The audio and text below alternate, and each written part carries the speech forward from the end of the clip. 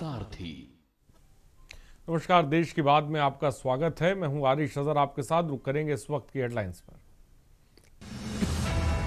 शराब घोटाला मामले को उत्तर प्रदेश से छत्तीसगढ़ स्थानांतरित करने की मांग, सुप्रीम कोर्ट ने खारिज की याचिका। केरल का नाम बदलने के प्रस्ताव को भाजपा का समर्थन, प्रधानमंत्री मुख्यमंत्री को लिखी चिट्ठी। आवारा कुत्ता मामले पर सुप्रीम कोर्ट ने कहा, डॉग बाइट पर तय कर सकते हैं सरकार और खाना खिलाने वालों की जवाबदेही। सीएम योगी ने प्रगति पोर्टल की समीक्षा की, जन शिकायतों के समाधान पर किया संवाद।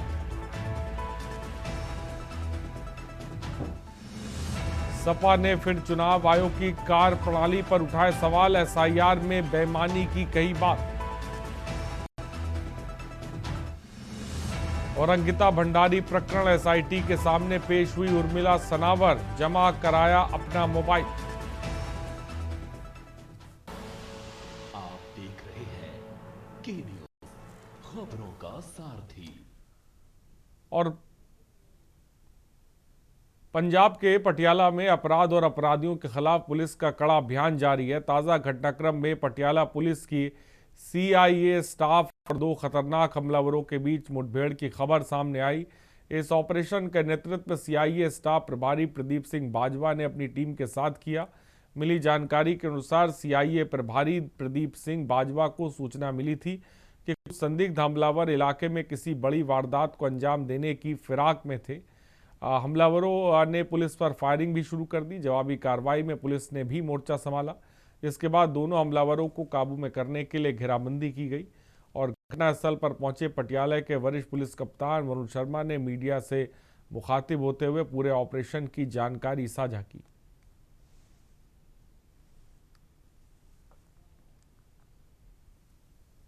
मानयोग डीजीपी पंजाब ਦੇ ਬੜੇ ਕਲੀਅਰ ਡਾਇਰੈਕਸ਼ਨਸ ਨੇ ਜੀ ਫੀਲਡ ਯੂਨਿਟਸ ਨੂੰ। Zero tolerance towards organised crime and zero tolerance towards gangsters. ਉਸੇ ਲੜੀ 'ਚ ਸਾਨੂੰ ਕਾਫੀ ਵੱਡੀ ਕਾਮਯਾਬੀ ਮਿਲੀ। 13 ਦਸੰਬਰ ਦੀ ਰਾਤ ਨੂੰ ਗੱਦੋ ਮਾਜਰੇ ਪਿੰਡ 'ਚ ਇੱਕ ਫਾਇਰਿੰਗ ਹੁੰਦੀ ਹੈ, ਜਿਹਦੇ 'ਚ ਇੱਕ ਬਜ਼ੁਰਗ ਨੂੰ 75 ਸਾਲ ਦੇ ਢਿੱਡ 'ਚ ਗੋਲੀ ਲੱਗਦੀ ਹੈ। ਉਹਦੇ ਬਾਅਦ ਜਿਹੜਾ ਉਹਦਾ ਬੇਟਾ ਇੱਕ ਯੂਐਸਏ ਬੇਸਡ ਬਿਜ਼ਨਸਮੈਨ ਹੋਟਲ ਚਲਾਉਂਦਾ ਉੱਥੇ, ਉਹਨੂੰ ਐਕਸਟੋਰਸ਼ਨ ਦੀ ਕਾਲ ਜਾਂਦੀ ਹੈ ਗੋਲਡੀ ਢਿੱਲੋਂ ਵੱਲੋਂ। ਅਸੀਂ ਉਸੇ ਦਿਨ ਤੋਂ ਹੀ ਟੀਮਾਂ ਬਣਾ ਕੇ ਇਹਨਾਂ ਦੇ ਪਿੱਛੇ ਲੱਗੇ ਹੋਏ ਸੀ। और गुरुग्राम पुलिस ने एक बड़ी सफलता हासिल करते हुए सेक्टर 37D रामा पार्क के पास हुए ब्लाइंड मर्डर केस को सुलझा लिया है। पुलिस ने सनसनीखेज शामिल 2 आरोपियों को गिरफ्तार किया। मृतक की पहचान संजय शर्मा के रूप में हुई है। पुलिस के अनुसार 6 जनवरी 2026 को संजय शर्मा अपनी कार से सेक्टर 34 स्थित कैंटीन जा रहे थे। रास्ते में पार्क के पास उनकी गाड़ी को टक्कर मारी गई, जब वे कार से गोली मार दी, जिससे उनकी मौत हो गई। मामले की जांच करते हुए पुलिस ने आरोपी को गिरफ्तार कर लिया है।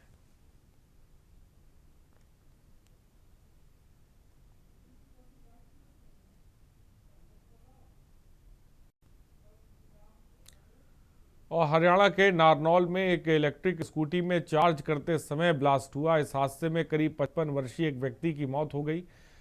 वहीं घर में ही आग लग गई, जिससे काफ़ी सामान जल गया। सूचना मिलने पर मौके पर पहुंची फायर ब्रिगेड की गाड़ी ने आग पर काबू पाया। आग लगने से घर में फर्नीचर, किवाड़ और जंगलों के अलावा बेड, सोफा और अन्य सामान भी जलकर खाक हो गए। चार्जिंग पे लगी हुई थी, चार्जिंग में ब्लास्ट हो गया। ब्लास्ट होने के कारण आग लग गई और उसमें मेरे चाचा जी की डेथ हो गई, ऑन स्पॉट डेथ हो गई। ब्लास्ट जब हुआ जब वो स्कूटी चार्जिंग पे लगी। हाँ, चाचा जी का क्या नाम था? शिव कुमार नाम था, एज 60+ थी। हमारे भाई साहब थे, ये रामनगर में रहते थे। इनके पास इलेक्ट्रिसिटी स्कूटी थी, वो अंदर कमरे में चार्ज पर लगी हुई थी। उस तो सोते समय उसकी बैटरी में अचानक ब्लास्ट हुआ, वो फट गई, जिससे कमरे में आग लग गई। आग लगने के कारण मेरे भाई साहब को वहाँ पर मृत्यु हो गई। घर का पूरा सामान जलकर राख हो गया।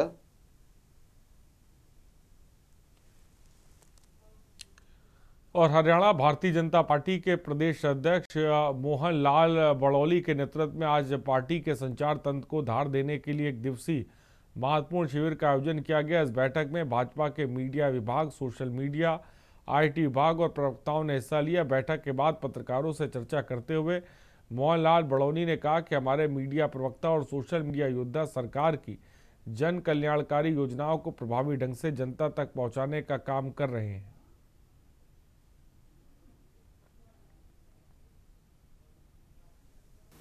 भारतीय जनता पार्टी का जो हमारा मीडिया विभाग है, सोशल मीडिया विभाग है और आईटी विभाग है और हमारे प्रवक्ता हैं, ये चार हमारे पार्टी के प्लेटफार्म पर चारों विभाग अलग अलग तरीके से अलग अलग काम करते हैं।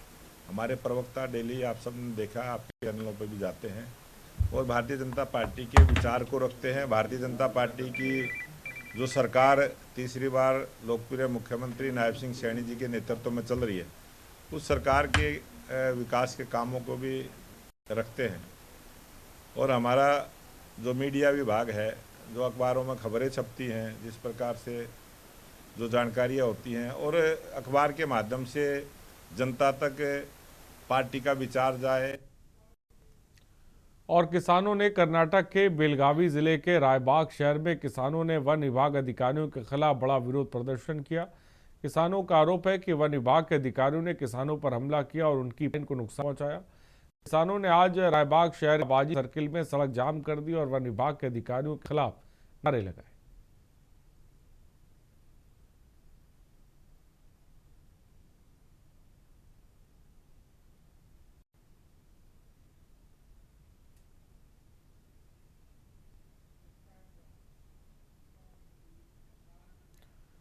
और सिवनी में चाइनीज मांझे ने एक बार फिर बेजुबान पर हमला किया। सिवनी के जज कॉलोनी में एक दुर्लभ बर्न आउल गंभीर हालत में मिला। संभावना जताई जा रही कि रात के समय उड़ान भरते वक्त उल्लू पेड़ पर फंसे पतंग के चाइनीज मांझे की चपेट में आ गया, जिससे उसका पंख कट गया। मौके पर पहुंचे सर्प मित्र प्रवीण तिवारी ने घायल उल्लू को सुरक्षित पकड़ा और तत्काल वन विभाग को सौंपा है।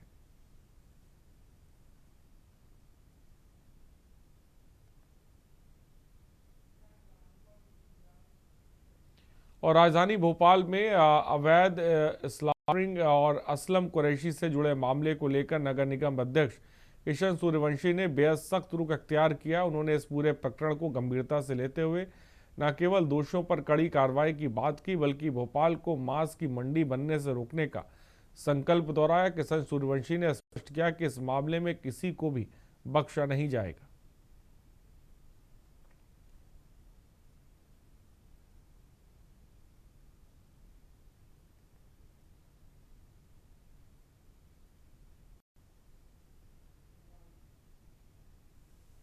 इस मामले को बेहद गंभीरता के साथ लिया गया है। आज सभी इस बात की अपेक्षा कर रहे हैं कि जो कर्मचारी इसमें इन्वॉल्व हैं वो निलंबित हों। उसके निर्देश कमिश्नर को दिए गए हैं। एक उच्च स्तरीय जांच भी रिकमेंड की गई है ताकि शासन इस बात की जांच करे कि असलम कुरैशी जो स्लॉटर हाउस का संचालन कर रहा था, क्या उसको आउट ऑफ बे जाकर के टेंडर में लाभ पहुंचाने का काम किया गया है, और अगर ऐसा है तो उसमें जो जो अधिकारी चपरासी से लेके कमिश्नर और एडिशनल कमिश्नर भी अगर इन्वॉल्व हैं तो उनके खिलाफ भी जांच उच्च स्तरीय हो। और राष्ट्रीय युवा दिवस के अवसर पर रामकृष्ण मिशन परिसर में एक भव्य एवं प्रेरणादायक कार्यक्रम का आयोजन किया गया। कार्यक्रम की शुरुआत महान विचारक युवाओं के प्रेरणा स्रोत स्वामी विवेकानंद जी की प्रतिमा पर पुष्प अर्पित कर किया गया। इस अवसर पर सांस्कृतिक कार्यक्रमों का भी आयोजन किया गया, जिसमें भजन, संगीत और अन्य मनोहरी प्रस्तुतियों ने उपस्थित लोगों को भाव विभोर कर दिया।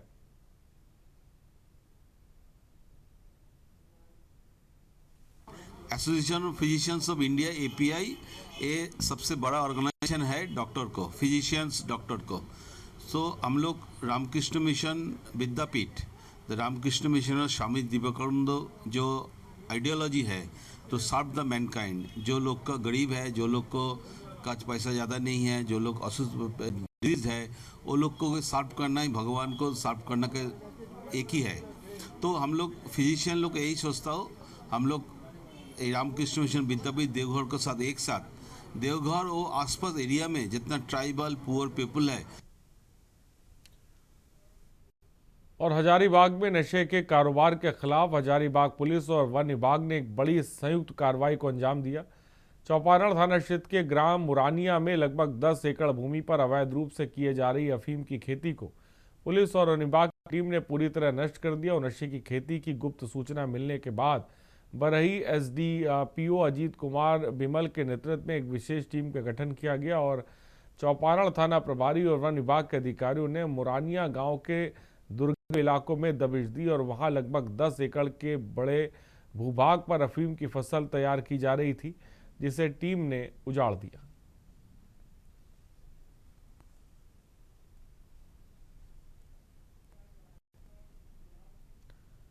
और देवगढ़ सारठ प्रखंड के कैराबाग गांव में मंगलवार की शाम एक गरीब किसान के खलिहान में अचानक आग लगने से नुकसान हुआ। इस अग्निकांड में किसान दुखी पंडित का हजारों रुपए मूल्य का पुआल जलकर पूरी तरह राख हो गया, जिससे उनके सामने मवेशियों के चारे का संकट है।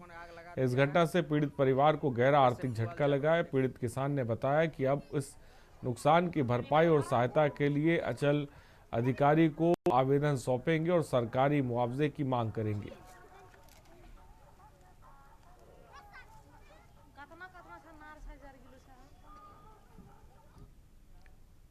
और कोडा गांव जिला मुख्यालय से लगभग 45 किलोमीटर दूर बसे ओटेंडा गांव के बच्चों के लिए शिक्षा अब भी एक सपना है।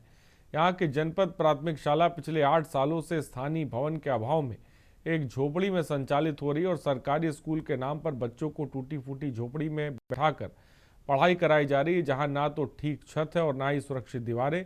गांव वालों ने कई बार कलेक्टर, विधायक और शिक्षा विभाग के अधिकारियों को आवेदन दिए, लेकिन किसी ने अभी तक नहीं सुनी।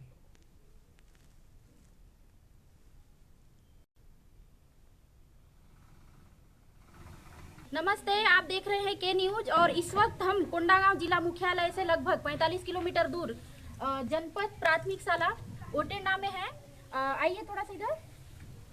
यहाँ पे इस प्राथमिक शाला में दिव्यांग बच्चे भी पढ़ते हैं और वो दिव्यांग बच्चों के साथ और बाकी अन्य बच्चों के साथ भी क्या कर रहे हैं देखते हैं। आइए थोड़ा सा हम पहले यहाँ की स्थिति देखते हैं। ये ओटेंडा ग्राम जनपद पंचायत की ओटेंडा की प्राथमिक शाला मेरे पीछे देख पा रहे हैं। ये यहाँ की प्राथमिक शाला, ये यहाँ की प्राथमिक शाला ओटेंडा का स्कूल है। ये ओटेंडा का स्कूल है और गांव वाले के द्वारा यहाँ पे बच्चों को बैठने की सुविधा बनाया गया है, लेकिन अभी भी शिक्षा विभाग जो है क्या बोले, नींद में है, ये बोल सकते हैं। जी मैम, मैं यहाँ पर अभी 2 वर्ष हुआ है मैं आया हूँ और मैं जब से आया हूँ वहाँ से इसका मुख्य भवन पूर्णतः जर्जर है और वहाँ से क्लास नहीं लग रहे हैं। तो उसके बाद हम लोग गांव वालों को गुजारिश की है कि हमको कक्षा संचालन करना है, तो आप सबकी सहयोग चाहिए। तो गांव वाले अपने सहयोग के माध्यम से हम लोग को शेड निर्माण करने में सहयोग किया और अपना इसको व्यवस्थित करने में भी, घेरा लगाने में हम लोग स्कूल में जो मत है उसका उपयोग किए और साथ में इसको शेड निर्माण करके इसमें कक्षा संचालन कर रहे हैं। सर, यहाँ शिक्षा विभाग से कभी अधिकारी निरीक्षण में नहीं आते क्या?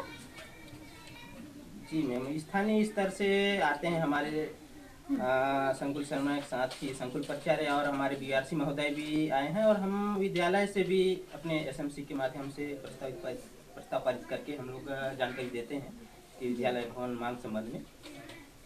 मतलब आप यहाँ के लिए, और जहाँ तक ग्रामीणों के द्वारा बताया जा रहा है, ये लगभग 8 वर्ष से ये स्कूल जो है संचालित नहीं हो रही है। जैसे कि इससे पहले एक सांस्कृतिक भवन है, उसमें बच्चों को शिक्षा दिया जा रहा था। फिर उसके बाद गांव वाले के द्वारा ये स्कूल, ये जो अभी देख रहे हैं वर्तमान में, इसको गांव वाले के सहयोग के द्वारा बनाया गया। फिर अभी बच्चे जो है यहाँ पे अभी अध्ययनरत है। मुख्यमंत्री सर, हमको स्कूल दो।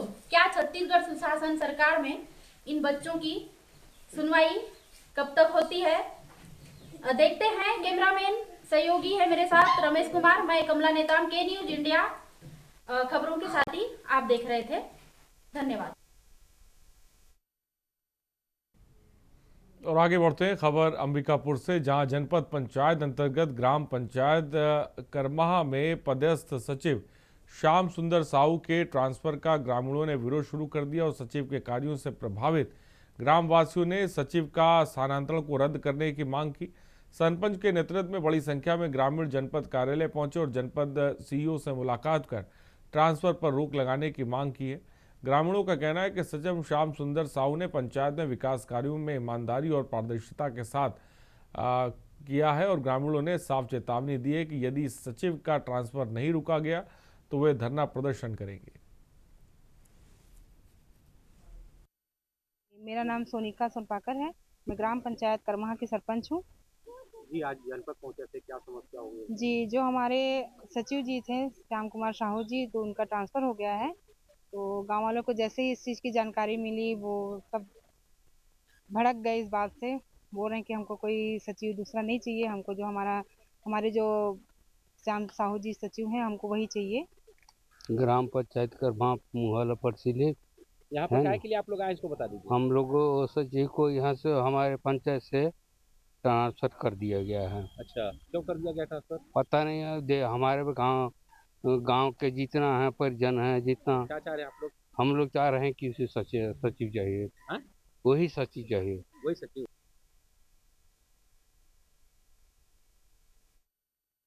से बड़ी खबर सामने आई, जहां एनएसयूआई ने घड़ी चौक में प्रदर्शन के एनएसयूआई कार्यकर्ताओं ने बनारस में संगठन के राष्ट्रीय अध्यक्ष वरुण चौधरी की गिरफ्तारी के खिलाफ प्रदर्शन किया और बताया जा रहा है कि जी राम जी योजना को लेकर बनारस में हुए प्रदर्शन के दौरान पुलिस ने कल एनएसयूआई के राष्ट्रीय अध्यक्ष वरुण चौधरी को गिरफ्तार किया था और एनएसयूआई का आरोप है कि गिरफ्तारी के दौरान उनके राष्ट्रीय अध्यक्ष के साथ बर्बरता भी की गई।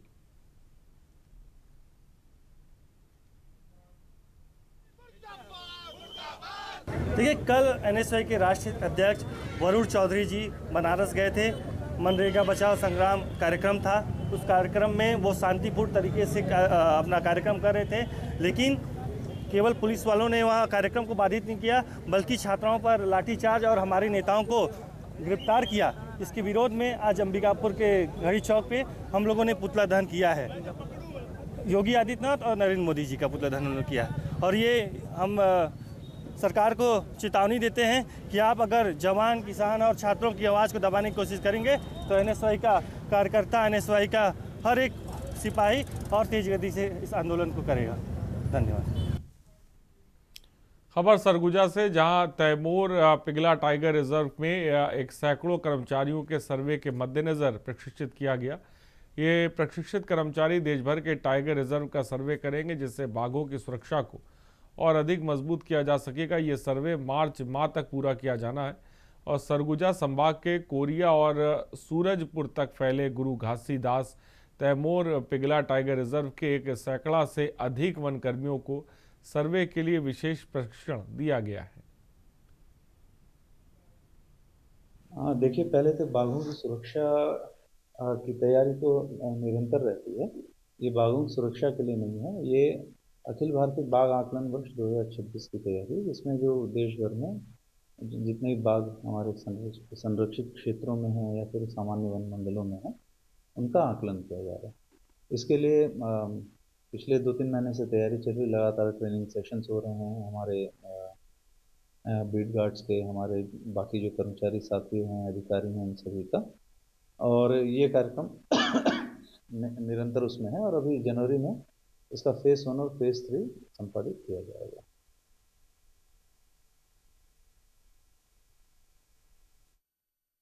और जयपुर विधायक बालेश्वर साहू की गिरफ्तारी के बाद छत्तीसगढ़ के सियासी गलियारों में हलचल तेज है। इस मुद्दे को लेकर आज भारतीय जनता पार्टी ने प्रेस वार्ता कर कांग्रेस पर तीखे प्रहार किए। बीजेपी ने इस मामले को कानून की जीत बताते हुए कांग्रेस को घेरा है। प्रेस वार्ता में पूर्व विधायक नाना चंदेल, अम्बेश जाकड़े और कृष्णाकांत चंद्रा सहित कई दिग्गज नेता मौजूद रहे और नाना चंदेल ने सीधे तौर पर पूर्व मुख्यमंत्री भूपेश बघेल और नेता प्रतिपक्ष डॉक्टर चरणदास महंत से सवाल किया कि आखिर कांग्रेस की सहानुभूति किसके साथ है। उन्होंने कहा कि मैं कांग्रेस नेताओं से पूछना चाहता हूं कि वे पीड़ित किसानों के साथ खड़े हैं या फिर फर्जीवाड़े के आरोपों में घिरे विधायक बालेश्वर साहू के साथ हैं।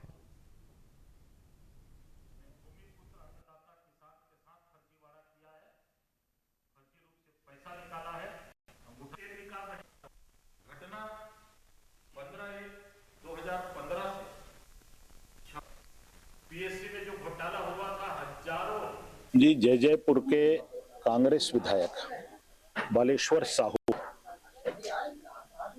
एक फर्जीवाड़े मामले में गिरफ्तार किए गए हैं और उन्होंने किसान के साथ फर्जीवाड़ा किया है और उस किसान के फर्जीवाड़े मामले में माननीय न्यायालय ने कांग्रेस के विधायक बालेश्वर साहू को जेल भेजा है। कांग्रेस के नेताओं का ये बयान कि इसमें किसी प्रकार का कोई राजनीतिक परिदृश्य है, यह पूरी तरीके से असत्य है और बेबुनियाद है।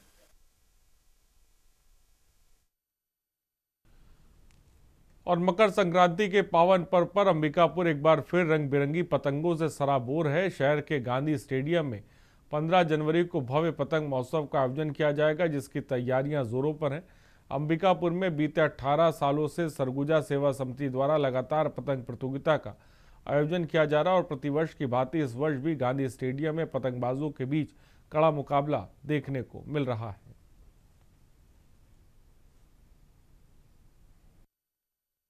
सरगुजा सेवा समिति द्वारा विगत 18 वर्षों से इस आयोजन को किया जा रहा है। इस बार का जो हमारा आयोजन है वो सरगुजा के बीच शहर में गांधी स्टेडियम में करने का प्रोग्राम है हमारा। और इस बार के प्रोग्राम में हमारे साथ में जितनी भी टीमें, जैसे शहर के जितने भी प्रतिभागी भाग लेंगे, इसमें प्रतियोगिता हम लोग 2 प्रकार से करवा रहे हैं। एक तो पतंग काटो प्रतियोगिता होगी और दूसरी होगी फैंसी पतंग प्रतियोगिता, जो शहर के लिए एक नई परंपरा, तो साथ साथ में लोगों के, बच्चों के लिए एक उत्साह का माहौल बना रहता है इसमें। और बालोद जिले के ग्राम दुधली में आयोजित देश का प्रथम राष्ट्रीय रोवर रेंजर जम्बूरी आज इतिहास के पन्नों में दर्ज हो गया। भारत स्काउट्स और गाइड्स के तत्वाधान और छत्तीसगढ़ शासन के सहयोग से 9 से 13 जनवरी तक चले इस भव्य आयोजन में देश विदेश से करीब 15,000 रोवर रेंजर्स ने सहभागिता की और यह आयोजन न केवल विशाल और सुव्यवस्थित रहा, बल्कि युवाओं के लिए प्रेरणा, एकता और नेतृत्व निर्माण का सशक्त मंच भी बना।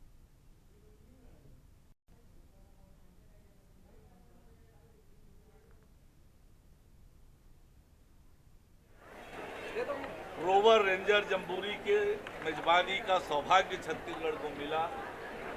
देश के सभी राज्यों से अधिकारी और रोवर रेंजर मिलाकर 15,000 लोग यहाँ पर रहे।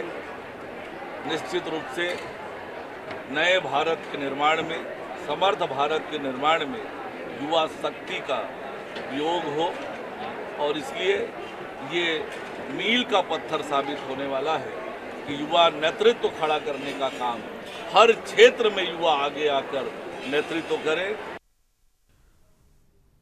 और कबीरधाम जिले में इन दिनों शिक्षा विभाग की कार्यशैली पर गंभीर सवाल उठ रहे हैं और विभाग की जिम्मेदारी और कमियों को दूर करने का जिम्मा जिस जिला शिक्षा अधिकारी पर होता है, पर वही अधिकारी अपने कर्तव्यों और मीडिया के सवालों से भाग रहे हैं, या यूं कहें कि कमियां बताने और सुधार करने की मांग रखने वालों से भाग रहे हैं। बता दें कि मामला प्राथमिक शाला चारबाटा का, जहां बच्चे और शिक्षक सहित ग्रामीण लगातार स्कूल में सुविधा हेतु शौचालय और सुरक्षा के लिए बाउंड्री वॉल की मांग के लिए हताश हो गए हैं, पर विभाग को बच्चों और यहां की समस्याओं से कोई मतलब नहीं है। भैया कि हमारे गांव के स्कूल में बाथरूम के सुविधा नहीं है, लड़का मन पर कुछ मूलभूत कुछ मतलब सुविधा नहीं है। और हमारे ओखर लिए हम कलेक्टेड में दे हैं और आज भी दे शिक्षा मंत्री मन दे हैं तो आश्वासन दिए है कि कर हो जाए कार्रवाई की, लेकिन कोशिश करत हन और कई बार दे चुके हैं। ओखर बाद तत्का दिन हो गए कार्रवाई नहीं होए, तो हमारी कोशिश जारी है अभी भी। तो अधिकारी मैंने भी तो क्या देखो आयरी से एक बार सुषमा सिंह बघेल जैन हमारे जनपद अध्यक्ष है, वो आयरी से तो आश्वासन हो दे के गए, लेकिन ओकर वो फिर ओकर बाद कोई भी अधिकारी नहीं आए। स्कूल में सुलभ शौचालय नहीं है, पानी की व्यवस्था ठीक से नहीं है, साफ सफाई ठीक से नहीं होते। एक लिए 11/2019 में शिक्षक द्वारा आवेदन दिए जा चुके हैं। मार्च 2025 में पंचायत प्रस्ताव दिए जा चुके हैं। जुलाई 2025 में गांव के जागरूक युवा द्वारा कलेक्टर में, जिला पंचायत में आवेदन दिए जा चुके हैं, लेकिन आज तक प्रशासन ध्यान नहीं दे। लड़का मन ऐसे जगह बाथरूम करते जहाँ शिक्षक मन या शिक्षा अधिकारी मन या कोई भी अधिकारी थूकना भी पसंद नहीं करे। हम एक जुड़े आज आवेदन दें। आज भी हम लोग शिक्षा अधिकारी द्वारा आश्वासन दिए गए हैं कि आप मन की समस्या निर्माण हो जाए। शौचालय निर्माण तो नहीं हुआ है, लेकिन हम लोग कहे जाए 2-3 वर्ष से मैं यहाँ पदस्थ हूँ, अभी तक शौचालय नहीं बना है। शासन से निवेदन है कि वह जल्दी से जल्द शौचालय का निर्माण कराए, बच्चे को उचित सुविधा दिया जाए, यही मेरा मांग है। अच्छा सर, ये मांग किए थे शासन को, उसमें अभी तक तो ध्यान नहीं दिया गया है। और छत्तीसगढ़ के दुर्ग जिले में स्थित देश के प्रमुख भिलाई स्टील प्लांट से एक बड़ा हादसे की खबर आई। प्लांट के स्टील मेल्टिंग शॉप 2 में पिघला हुआ लोहा निकालने की प्रक्रिया के दौरान अचानक धमाका हुआ। इस हादसे में संयंत्र के महत्वपूर्ण उपकरणों को भारी नुकसान पहुंचा है। सूत्रों से मिली जानकारी के अनुसार यह हादसा कन्वर्टर बी में टैपिंग की प्रक्रिया के दौरान हुआ। धमाका इतना शक्तिशाली था कि इसकी गूंज दूर तक सुनाई दी और इस दौरान प्लांट में भीषण आग भी लग गई। हालांकि धमाके और आगजनी के कारण पूरे SMS 2 सेक्शन पर बिजली आपूर्ति ठप हो गई। आपको बता दें, फिलहाल कोई हताहत नहीं है।